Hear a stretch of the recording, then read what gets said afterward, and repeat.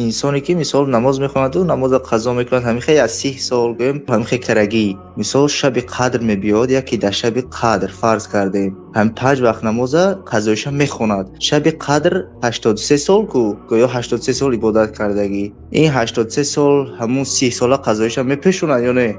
نه، این 83 سال این عبادتی علاوه اون فرض در گردنتان قرض میایستد. یعنی این برای شما فایده هست و روز قیامت الله تعالی ذاتی کریم است.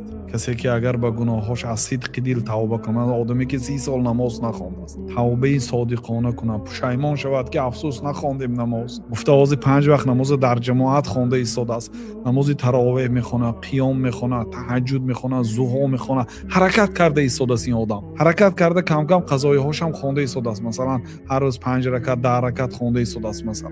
البته الله تعالی این آدم میبخشه و روز قیامت عملهایی که نافله هایی که کرد مبدل به فرض میکنه. مهم توبه، مهم حرکت، مهم کوشش و اجتهاد به سوی الله تعالی به نزدیک شدن حرکت کنند. فهمیدید؟ مادامی که گناه های همیشه ترک کرد، الله تعالی ذاتی کریم است.